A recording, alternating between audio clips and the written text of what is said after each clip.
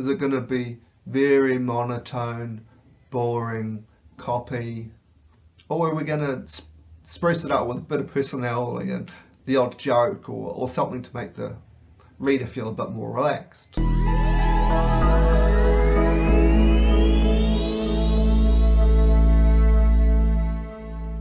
Hello and welcome to another week of 50 Weeks of Marketing. This week's topic, I'm going to be talking about copywriting. Copywriting is the creation or writing of promotional material.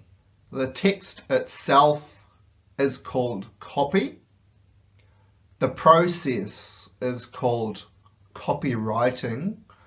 And a person who is a writer of this kind of material is called a copywriter. The job of the copywriter is to come up with the optimum language or style of text to persuade the audience. As I said, copywriting is writing for a promotional purpose, and that's what separates it from other types of writing. Types of copy we could be writing: email, or a blog post, or the content on your website pages, a voice script for a radio ad or for a TV ad, the telephone script for a salesman cold calling or warm calling people. That's copy. So as a copywriter, it's your job to come up with that type of content. One of the most important things for a copywriter is first to understand exactly what you're selling. Might sound obvious, but you see a lot of websites and things out there where obviously the person writing the copy isn't involved in the business itself, because it can be very vague, very bland, and not actually really tell us much about that business, what makes it unique, what's their point of difference, and things like that. So firstly, we want to know exactly what we're selling and how is it unique from the alternatives out there. What benefits does it have which other alternatives might not have? What makes that benefit attractive to customers? We need to know these things as copywriters. And on the flip side to benefits, product or service can alleviate pain. So we need to know how to position our copywriting. Are we talking about the benefits we provide, make person feel happy and pleasurable? Or do we talk about how we can help people avoid pain or bad circumstances? House insurance, stuff like that, or toothpaste. Those use alleviating pain or stopping a potential problem as the selling point and the vocal point for the copy. Now I'm going to go over a bit of strategy for writing copy. First thing we need to do is capture the attention of the reader. If we don't capture their attention from the headline or within the first couple of sentences of our paragraph, they're going to read on and they're not going to get to the end of our piece of writing, and they're not going to get to that call of action which we want them to do. So we need to capture attention. We want to connect with the reader. We want to reach them on an emotional level, make them feel something. We want to tell a story. We want to tell the narrative behind our brand and the products and ourselves, why we're doing this, why we're an expert, why people should care. People connect with human beings, so the more we can humanize the story of our business, we can do that through our copy, the more likely we are to attract customers who care. Next is our tone of voice. Is it going to be very monotone, boring copy? Or are we going to spruce it up with a bit of personality and the odd joke or something to make the reader feel a bit more relaxed? Or, humour. Or it could be really professional, depending on the industry that we're in. If it's a professional service, we're going to expect more of a professional copy. And on the flip side to that, if it's a fun service, mini golf, selling ice creams, we want the copy to be quite fun and lighthearted as opposed to being too serious.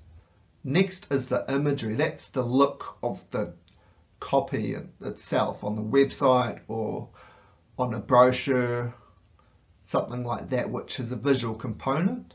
That could be an image or infographic which goes along with the copy. It's the look of the copy itself, the formatting, the colours, things like that. We want to create a visual impact. People are more likely to notice and more likely to read it. The next one is the headline. The headline should be about twice the size of the text, should be in bold, but it should not be in caps. If it's too big or in caps, it can seem like the copy is yelling at us. We don't want to seem like we're shouting at potential customers or the audience we're trying to talk to. It needs to be a bit softer than that, but the headline needs to stand out. Don't use clickbait in the headline either. We want to make a promise of what they're going to get out of the piece of content through that title. So we do want to capture attention, so it needs to be something interesting, can be a little bit funny, something like that, but not clickbait. Clickbait basically means we're just telling something to someone in order for them to click on it and read it, and then actually it's quite a lot different to what we were expecting. We don't want that. We want to give the reader exactly what they're expecting. Finally, there should be a call to action at the end of the copy. Click here to find out more. Click here to call us. Act now. Things like that. It should be very simple and punchy so the reader knows exactly what we want them to do. Finally is structure. It can be quite hard to structure a piece of writing, especially if we have heaps of ideas. You don't know where to order your ideas, you don't know what to start with, don't know what to finish with. And there's so many ways to structure, format a whole lot of information. So firstly, if we structure our copy around the benefits, it should be quite easy to follow for the reader and they know exactly what's in it for them. So each paragraph could be a new benefit where it does this, explain a little bit, next benefit does this. A similar way to doing that is formatting. Another way to do that is to format it around product features or service features. This is going to be for a more educated audience. On websites, for example, where there's comparisons of different software, mobile phones, different laptops, you can compare the features of each lined up against each other.